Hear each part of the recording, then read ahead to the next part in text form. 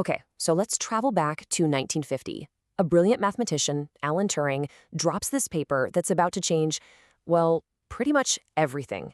And it all kicks off with this really simple, almost kid-like question, a question that would end up defining the next 100 years of technology.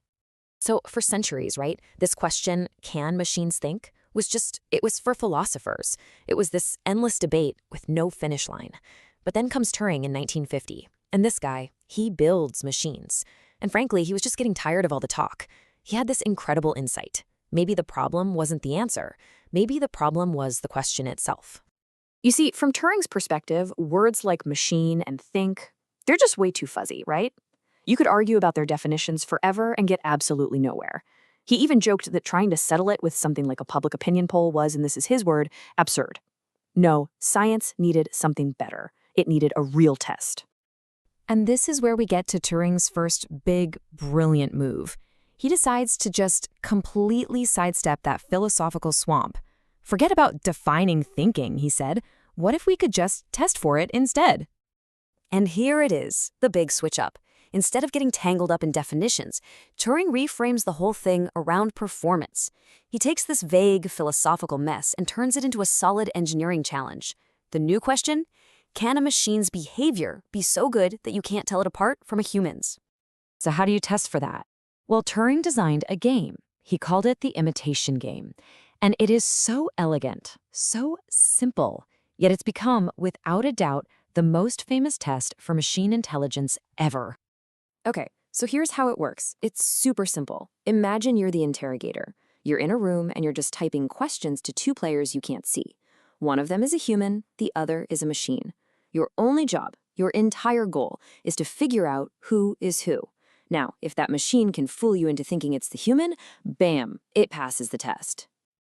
And this imitation game, you've probably guessed it, is exactly what we call the Turing test today. And look, the goal here isn't to prove a machine has feelings or consciousness or anything deep like that. It's much simpler. Can its conversation skills be good enough to be mistaken for a person? And this right here is the absolute genius of the design. By making it all text-based, Turing totally separates the mind from the body. It's not a beauty contest. It doesn't matter if the machine is a shiny robot or just a box of wires. The only thing that matters is, can it reason and communicate like a human? You know, what's really incredible about Turing is that he was his own biggest critic. I mean, he was so far ahead of the curve that in his original paper, he literally anticipated almost every single argument people would throw at his idea. And then he went ahead and dismantled them, one by one. Probably the most famous objection, one you still hear today actually, came from way back in the 19th century from Ada Lovelace. Her point was basically that machines can't be creative. They can only do what we tell them to do, right? They can't come up with anything truly new on their own. But Turing had this fantastic counter-argument. He said, what if we program a machine to learn? He pointed out that even his primitive machines in the 1950s were already surprising him with results he didn't expect. He argued that a learning machine could get so complex, its output would be indistinguishable from originality. That line between just following orders and actual creativity, it starts to get really, really blurry. And he didn't stop there. He tackled a whole bunch of other arguments people brought up. You know, things like, well, thinking requires a soul given by God, or a machine can't feel love, or, and this is a real one, a machine can't enjoy strawberries and cream. And he just methodically went through every single one. But his main defense, his big comeback, was this really simple but powerful idea. Just think about it for a second. How do you know that other people are thinking, right? You can't actually see into their minds. All you have to go on is how they act and what they say. So Turing's point was, if that's the standard we use for each other, why on earth would we use a different, tougher standard for a machine? We have to be consistent. Okay, so Turing didn't just come up with a test. He went a step further. He made this incredibly bold, super specific prediction about the future.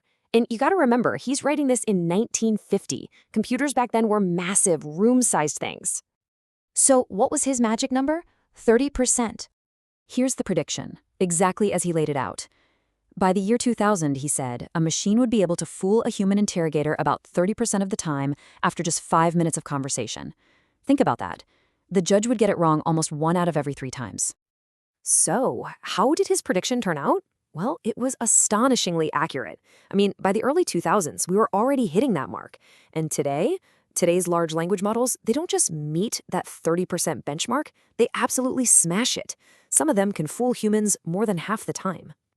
But here's the twist. Passing the test didn't actually end the debate. No way. In fact, it's only made it more intense. Because now we have to face this massive philosophical question that the test itself doesn't answer. So if you boil it all down, Turing's test is really about behavior. He's saying if a machine acts like it's thinking in a way that you can't tell it apart from a person, then for all practical purposes, it is thinking. It was his super practical engineering answer to these age-old philosophical puzzles. And really, that's the ultimate takeaway here. That's the legacy of this incredible paper. Turing's genius wasn't just in creating a test, it was in completely reframing the entire conversation. He dragged the question out of philosophy class and plopped it right into the engineering lab. He gave us a target to aim for. And this final quote from him just sums it up perfectly. He flat out said he didn't want to penalize a machine for not being able to, shine in beauty competitions. He wasn't trying to build a person, he just wanted to isolate and test for intelligence. And his imitation game was the perfect tool for the job. And that brings us right back to the question that haunts the field of AI today. We did it. We built machines that can pass his test. They can imitate human conversation with scary accuracy. But is that all it is? Is it just incredibly sophisticated mimicry? Or is it actual thought? Is imitation, no matter how good it gets, the same thing as real, genuine understanding? That is the question that Turing left for all of us.